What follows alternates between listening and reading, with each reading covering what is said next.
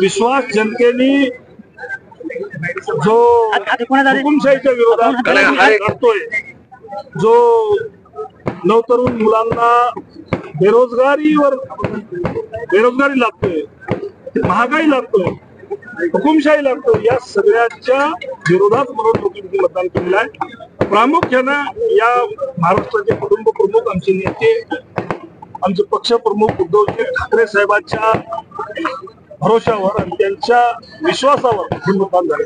प्रचंड मेहनत घ्यावी लागलेली आहे। मित्रपक्ष आणि शिवसैनिकांना अनेक अडचणींचा सामना करावा लागलेला आहे। निवडणूक काळातल्या कोणत्या कटू आठवणी आहेत? खूप कटू आठवणी सांगता येतील, पण ही निवडणूक जी आहे ते प्रामुख्यानं धनदांडग्यासोबत ही निवडणूक होती आणि सर्वसामान्याला लोकांना निवडलं हे गोष्ट खरी। साहेब, तुम्ही आता जवळपास विजय तुमचा निश्चित झालेला आहे। तुमच्यावर उमेदवारी जाहीर होण्यापासूनच आरोप केले जात होते आणि तुम्ही त्याला फार संयमतेने उत्तर देत गेला होता। तुमच्यावर आरोप केले तुम्ही म्हणजे पत्ते खताय वगैरे, संयमतेने उत्तर दिलं आणि आता हे विजय काय समजा? कसं आहे, लोकांना माहित आहे कोणता आरोप सिरियसली घ्यायचा आणि कोणता आरोप सिरियसली नाही घ्यायचा।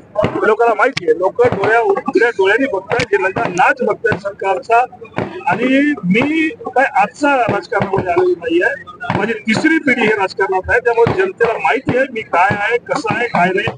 कोणी काहीतरी सांगलं म्हणून नाही आहे, त्याचं काहीतरी विश्लेषण व्यवस्थित केलं पाहिजे होतं, किंवा त्याच्यामध्ये त्यांच्याकडे काही असल्या गोष्टी तर दाखवल्या असल्या पाहिजे होत्या। नुसतंच आरोप करणं हा काही गोष्टी होऊ शकत नाही। माझ्या जनतेला, माझ्या मतदारसंघातल्या सर्व जनतेला माहिती आहे की मी कसा। उद्धव ठाकरे सांगितलं ना तुम्हाला, हे धनदांडग्या विरुद्ध सर्वसामान्यांची निवडणूक।